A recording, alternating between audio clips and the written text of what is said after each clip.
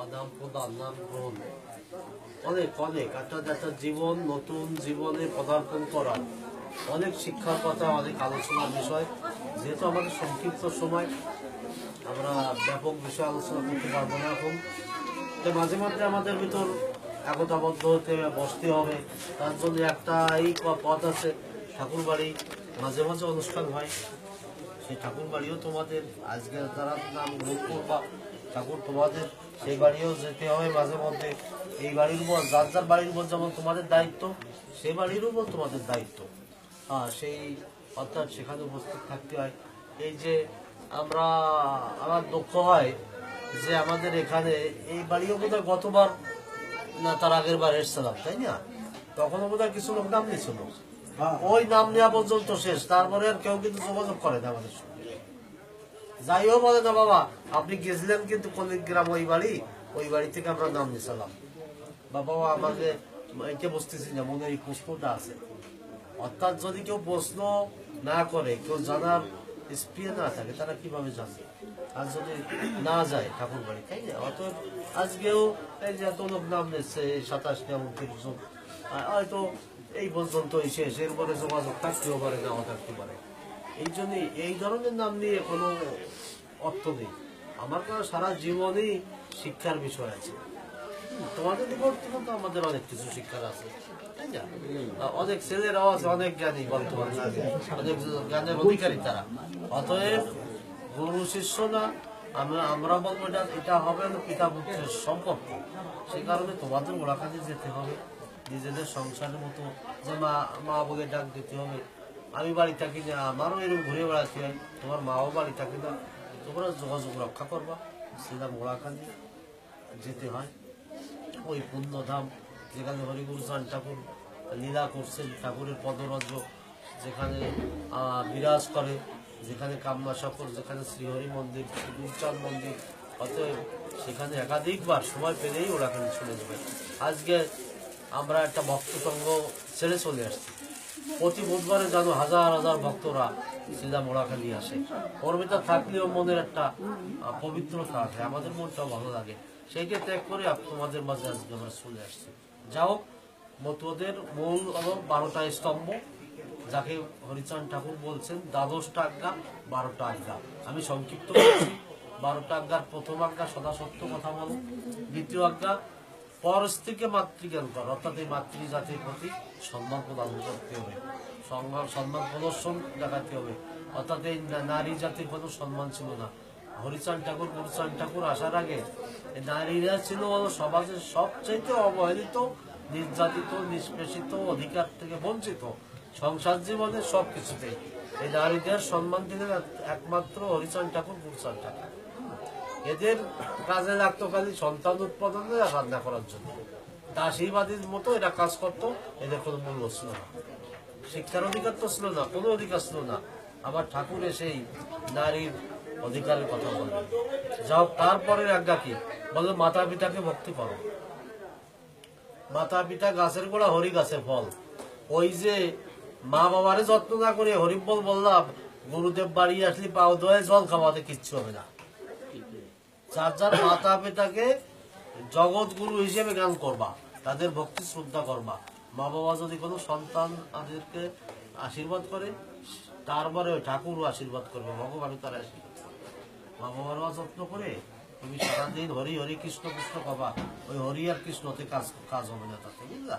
এই জন্য ঠাকুরের তৃতীয় আজ্ঞা হচ্ছে মাতা পিতাকে ভক্তি করা। বলছে কি, কাহারও ধর্ম নিন্দা করো না। ধর্ম মতের অভাব আছে, তাই না? অর্থাৎ অনেক ধর্ম, অনেক মত আছে। আচ্ছা, কারোরটা কেউ আমরা নিন্দা করবো না। আমার যেটা, আমি যে মত, যে পথে আদর্শ, সেইটা সঠিকভাবে আমি জানবো। অন্য কোনো ধর্মমতকে আমরা নিন্দা করবো না।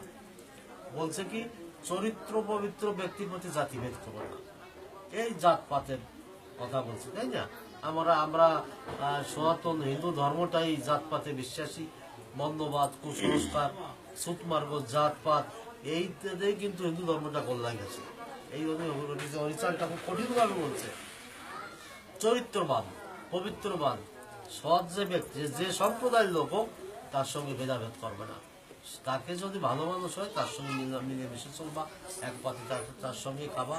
অতএব এই জাতিভেদ প্রথার বিরুদ্ধে ঠাকুর কথা বলছে। বলছে বাহ্যঙ্গ সাধু সমাজ ত্যাগ করো। এই যে তোমাদের ভেতর হয়তো কারো সাধুর বেশ নেই, মোটা মালা নেই, চুল নেই, দাড়ি নেই, কিন্তু এর ভিতরও আমি বিশ্বাস করি সত্যিকারে অনেকে সাধু আছে, যে জীবনটাকে সৎ পথে চালায়, সৎ চিন্তা ভাবনা করে, পর উপকার করে, সেই একজন সাধু। আমি সাধুর বেশ নিলাম, আমি যদি মিথ্যে কথা বলি, আর একজনকে নিন্দা করি, আর একজনকে ক্ষতি করার চেষ্টা করি, এটি কিন্তু সাধুর বেশ নিয়ে আমি অপকর্ম করছি, অসাধুর মতো কাজ করছি। এজন্য ঠাকুর বলছে কি, যে বাহ্যঙ্গ বাহিরের অঙ্গ সাধু সাজা ত্যাগ করবা, মনে প্রাণের সাধুর্য অর্জন করবা, পর উপকারী করবা, সেই কিন্তু সাধু হবা। বলছে কি, স্মরণীপুর নিকট সাবধানে থাকো। এই যে আমরা অনেকে এখানে বসে আছি, তাই না, একটা ধর্মীয় অনুষ্ঠান, ধর্মীয় অনুষ্ঠানটা আমাদের কিন্তু এই অনেকের রিপু আছে, ছয়টা রিপু, কাম, ক্রোধ, লোভ, মোহ, মদ, মৎসর, তাই না। এই যে এখন হয়তো আমাদের মন, অনেকের মন চঞ্চল, মন চলে গেছে কোথায়, ওই বেলি মাছ ধর্ম বা অন্য কোনো উদ্দেশ্য চলে গেছে, মন স্থির নেই আমাদের। এই ষড়রিপুর প্রভাবে আমরা মতিচ্ছন্ন হই অনেক সময়। এই জন্য বলছে রিপুকে দমন করো। ঠাকুর বলছে কিভাবে রিপু দমন করবো, এটা এমন কোনো মেডিসিন নাই। হোমিও মতে, এলোপ্যাথিক মতে, আয়ুর্বেদ মতে, ইউনানি মতে কোনো মেডিসিন নাই যে মেডিসিন খাইলে আমার ষড়রিপু দমন হবে। আছে একটা মেডিসিন আছে, কি জানো, ঈশ্বরের নাম জপ করতে হবে, ধর্মগ্রন্থ পাঠ করতে হবে, যেখানে সাধু সেবা হবে, যেখানে কীর্তনাদি হবে, সাধু আলোচনা হবে, ঠাকুরের নাম কীর্তন হবে, সেখানে যে যদি আমি একটু শ্রবণ করতে পারি বা নিজের ধর্মগ্রন্থ পাঠ করতে পারি, দেখবা যে ওই বাজে চিন্তাগুলো অটোমেটিক দূরে চলে গেছে। এই মেডিসিনই হচ্ছে ওই ষড়রিপুকে দমন করা যায়। ঠাকুর বলছে কি, হাতে কাজ মুখে নাম করো। এটা সবচাইতে লেটেস্ট কথা, কোনো ভগবান কোনো মহাপুরুষ সে কথা বলেনি। যে সাধন ভজন করতে এলি আগে বলতো বউ ত্যাগ করো, মা বাবা ত্যাগ করো, সংসার ত্যাগ করো, সব ত্যাগ করে পাহাড়ের গুহায় অথবা জঙ্গলের ভিতর যাইয়া ওই নাম জপ করো। এই হলো আগের প্রথা ছিল। ঠাকুর বলছে না, কলিজীব আমাদের সংসার ধর্ম পালন করতে হবে, হ্যাঁ, মা বাবা সেবা করতে হবে, স্ত্রীর প্রতি স্বামীর কর্তব্য আছে, ছেলে মেয়ের প্রতি কর্তব্য আছে, সর্বোপরি ইনকাম যদি না থাকে আমার কোনো কর্তব্যতে কাজ হবে না। এই জন্য ঠাকুর বলছে, তুমি যদি ব্যবসা করো সঠিকভাবে ব্যবসা করো, তুমি যদি শিক্ষকতা করো তাই, কৃষিকার্য করো তাই, যাই করো না কেন হাতে কাজ করবা, মুখে অন্তরে ঈশ্বরের নাম জপ করবা, এই সাধন ভজন হয়ে যাবে। তাতে ওই তোমার আহ্বর্বন্য ভাবে প্রতিদিন 3 লক্ষ বার হরিনাম, 3 লক্ষ বার হরে কৃষ্ণ নাম জপ করা লাগবে না, সংসারে কাজ বাজ 3 বেলা আহ্নিক করা লাগবে না। যদি সারাদিন আমি পুজো আশ্রয় দিয়ে থাকি, নাম জপ করে থাকি, আমার সংসারের কাজ চলবে? মায়েরা যদি রান্না না করে, খালি যদি নাম 3 বেলা স্নান করবার, পুজো করবার, কাজ হবে কোনো? কিছু হবে না। এই জন্যই আমার ঠাকুর এমন একটা কথা বলছে, তুমি যদি রান্নাও করো বাজে চিন্তা না করে, ঠাকুর চিন্তা করে মনে মনে হরিনাম, হরি বল, হরি বল, অথবা বৈষ্ণব বলে হরে কৃষ্ণ হরে কৃষ্ণ, অথবা রাম রাম, যাই কর না কেন, ওই ঈশ্বরের নাম জপ করবা আর রান্না করবা। ওই রান্নাটা কি হবে জানো? মহাপ্রসাদ হবে। প্রতিদিন আমরা মহাপ্রসাদ সংসারের সময় সেবা করতে পারি যদি ঈশ্বরের ধ্যান করে নাম জপ করে কেউ রান্নাটা করে। এই কত সুন্দর কথা বলছে ঠাকুর, হাতে নাম করো, ব্যবসা করবো, ব্যবসার গদিতে বসে আছি, কিনা বেচার মাঝে যদি একা একটু বসে আছে, হয়তো এখন একটা কাস্টমার নেই, ওই সময়টা হরিনাম জপ করবো আমি, আমার জব কিন্তু হয়ে যাচ্ছে অটোমেটিক, ঠাকুরের নাম ডাকা হয়ে যাচ্ছে। এমন ভাবে ঠাকুর একটা আমাদের নির্দেশ, ঠাকুর বললো কি, ঘরে ঘরে হরি মন্দির করো, অর্থাৎ ছোট্ট করে হলেও ঘরের ভিতর ঠাকুরের একটা আসন করতে হবে। আর যদি কেউ যোগ্যতা থাকে আবার একটা মন্দির করবো, তাতে হবে কি, আমরা নিত্য আমার ইষ্ট দেবতা পুজো দিতে পারি। হ্যাঁ, আমরা মতুয়া, আমরা কাকে পুজো দেবো? শান্তি হরি বিগ্রহ।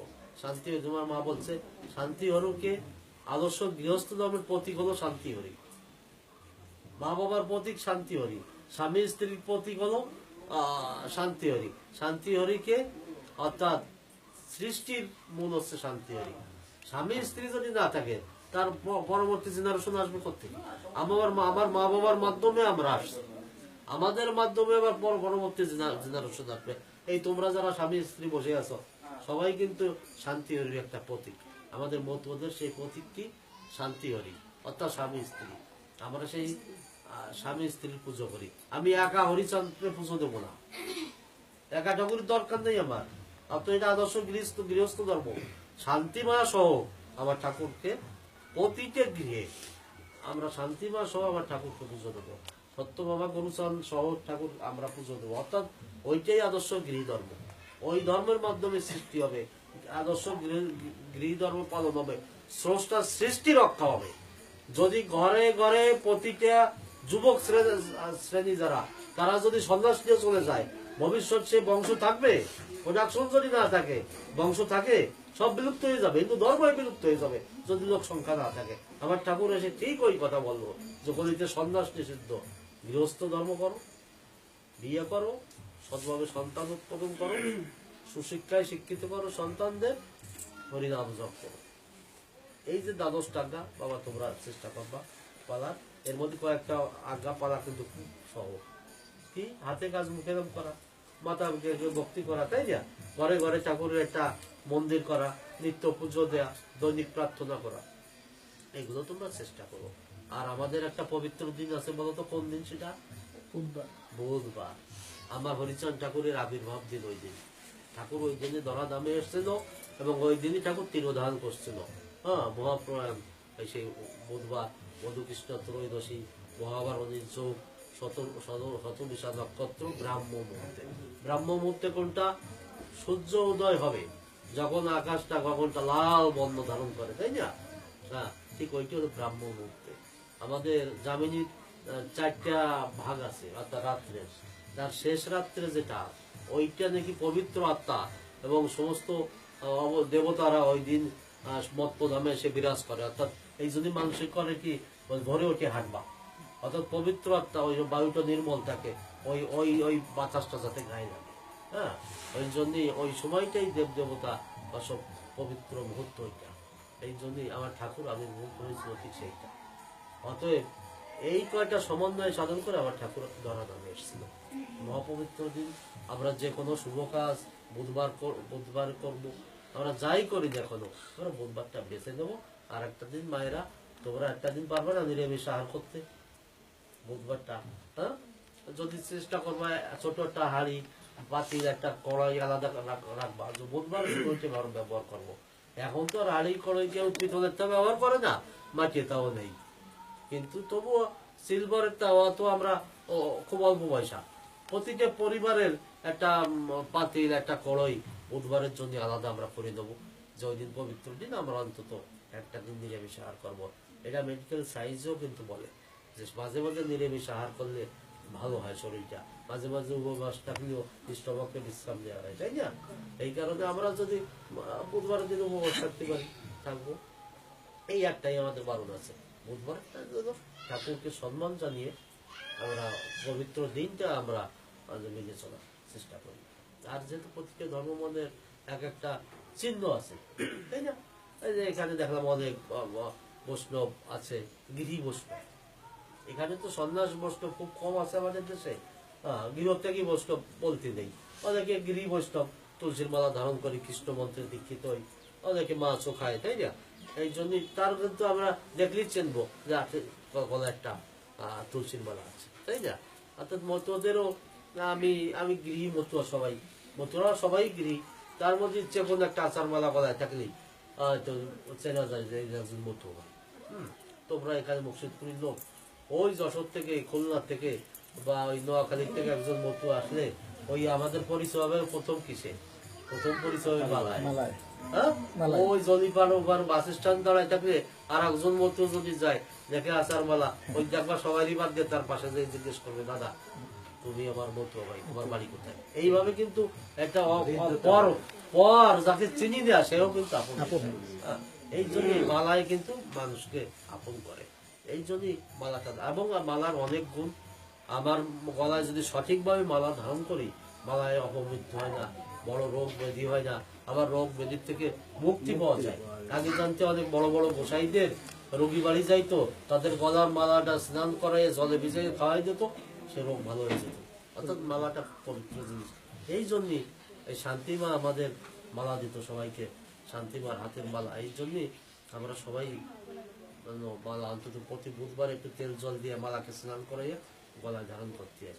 তাই আমি মাত্র 20টি মালা নিয়ে আসছি, আর বাকি যে কয়টা আমি খুব দ্রুত এরা গেলেই ওরাখানে গেলেই এই জয়দেব টেবিরা তো প্রায় যায়, আমি পাঠাই দেবো মালা, আর কয়টা মালা আমি পাঠাই দেবো, এবং যে কয়টা বাকি থাকবে আমি লিখে রাখবো, সেই কয়টা দিয়ে দেবে। আর একটা করে দ্বাদশ আজ্ঞা আমি যে কথা